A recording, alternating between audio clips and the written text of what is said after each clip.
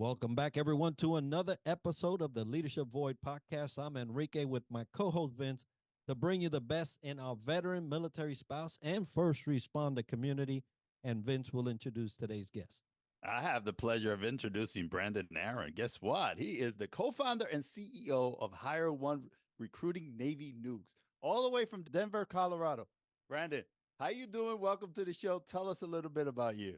I am doing well. We are going to have a 97-degree day here in Denver. So I think it's one of the hottest days since I've moved out here a little over 2 years ago.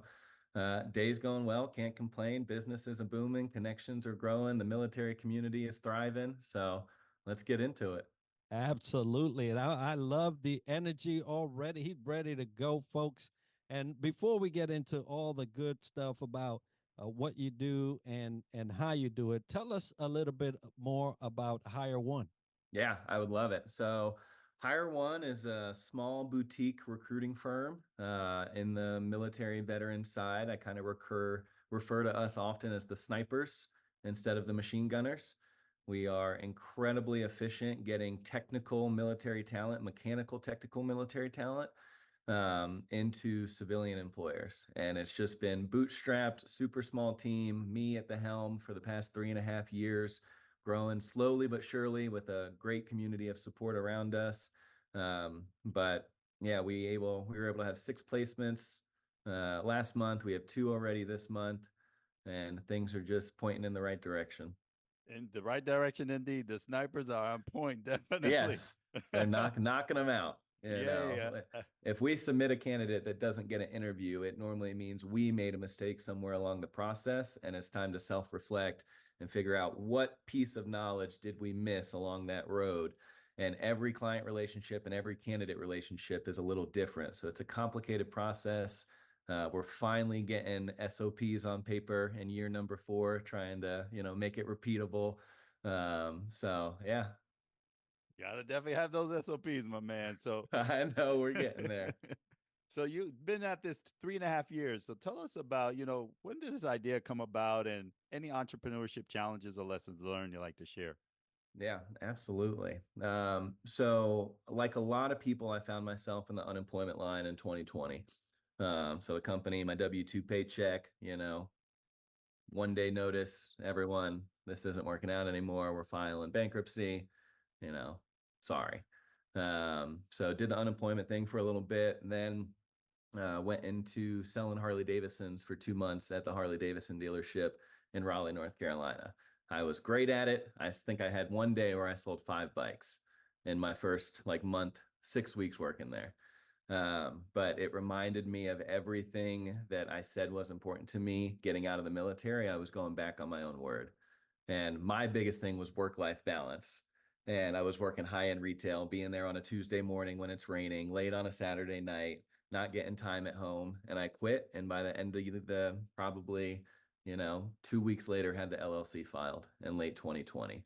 And concurrently, right at that time, I also got connected with Bunker Labs, who is a nonprofit directly dedicated to veteran-connected entrepreneurship. So it's just the perfect storm. By January 1st, I was in a WeWork building in Raleigh, North Carolina, working on my business plan.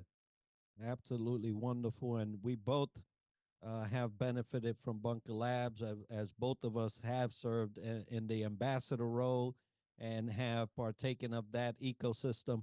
It's wonderful to see that you are continuing to honor your word, right? Not go back on it, Yeah. but honor it. And it's so nice. So talking about getting really focused on what you found was important, what's on the horizon for Highr1? Yeah. We're going to keep growing on the direct placement, military focus, right? Finding more and more clients, educating them. What we really do is increase the exchange of information, both between veterans and between civilians and both between these. So there's really 3 different pathways that we're trying to increase the rate of exchange of information. For how many people get old, everyone complains about getting old. For how many people transition out of the military, everyone complains about transitioning out of the military. Where is that? The information's out there, but where's the trusted resource? So we're going to keep building that up in a direct placement. We're also going to launch before the end of the year. We're going to start doing a skill bridge admissions management program, which is going to be directly targeted at companies that already have an established skill bridge program, but maybe they're having trouble filling that pipeline and communicating with the commands and getting the paperwork approved and talking to the veteran and getting proper expectations set up. So that's something we're launching probably by the end of this quarter. And it's going to be, like I said, directed at companies that have an established skill bridge program. I'm a huge fan of skill bridge. It's a win-win-win pretty much all the way around the board. I think the vast majority of shore commands, as we call them in the Navy, can normally deal with losing a personnel for 3 to 4 months. And they get to go directly into, a W-2-ish like work environment in an unpaid internship. So we want to start managing that and learning that process a lot more. Hey, you know what? This small boutique is growing in size and scope. So It is. everybody watch out. So two-part question here. First, Yeah. transitioning about leadership. What did you do in the Navy, and also what do you currently do that aids you to sharpen your skill set in your professional life? Yeah, man, two completely different questions and two completely different answers.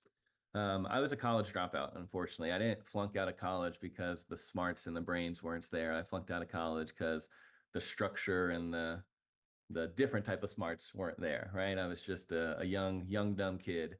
So getting into the military, the structure, I immediately adapted to it very, very quickly. Like from the moment I was on the boot camp bus, from the moment I'm, going through the boot camp line, people are just looking at me going, I think you're going to do okay here. And I'm like, whoa, this isn't what I expected. And, we go through the first night of boot camp, sit down, the RDC walks in, and the first person they talk to is they come up to me and they make me RPOC. And I had no idea what RPOC was, didn't do any research. And it's pretty rare for for the first RPOC to actually graduate the class. Most of the time they have to rotate through. Somehow I got it. I just really connected with it. It reminded me of being back in high school sports. I love joining the Submariner Force, but leadership there, the first thing I had to overcome was my ability to learn. And the Navy forced me to learn how I learn.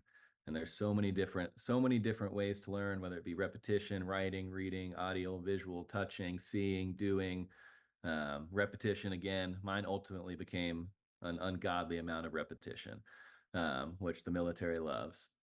And then post military, what I've been trying to do this calendar year is, I think once you get into the entrepreneurial mindset or just the transition mindset, most people who you talk to will have a favorite book.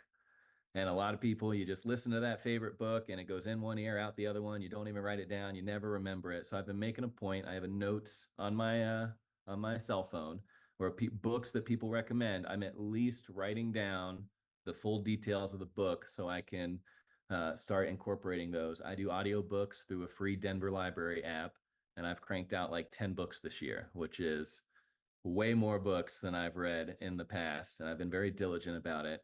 And I've really enjoyed books being like a free mentor / coach where you don't have to agree with everything they say, but you put it through your own filter. And if you listen, you find a few good nuggets that you hang on to and you find yourself thinking about days later. So I like getting kind of wisdom from people who have put in a lot of work, decades of work, and somehow put the effort of condensing it into 110 pages sometimes. And it's like, if you actually filter through it, there's some good stuff in there. Well, I'd love that as a fellow RCPO, which is a recruit chief petty officer. Mm-hmm. That I was fortunate enough to serve as, you mentioned golden nuggets, right? And everybody is looking for those things throughout life so that it could make it easier for them to get through a situation or scenario circumstance. What advice did you receive that you would like to pass on to an emerging leader today? Yeah, it's gonna probably be slower than you think it is. And you can't do it for money. You have to have a passion behind the money. Money and income and all that stuff can totally be an outcome of it, but we call them hustle bros. right? Working that 65, 70 hour a week grind consistently, having everything be based on, consumer direct sales or you only. It's fun for a little bit and you learn a lot, but it's not repeatable for decades. So I've really taken a high level approach with building Highr1 with the foundation. I'm okay with our foundation taking, 4 years to really, really set, and okay with just bringing on our first full-time employee and stuff like that. But our foundation is set, our presence is there. So get your first 10 customers before you start thinking about your first million is normally the short and sweet version that I give to entrepreneurs. What I'm hearing, Brandon, is that your why, my man. You know Yeah. that purpose and that value. I love hearing Mm. that. And also, you talk about books earlier. Those are those silent teachers, those Yeah. mentors. They definitely get Yeah. great nuggets. So, speaking of Hmm. nuggets, how about a leadership aha moment, a memorable one that you've had, either in the military or through your entrepreneurship journey that you'd like Yeah. to share?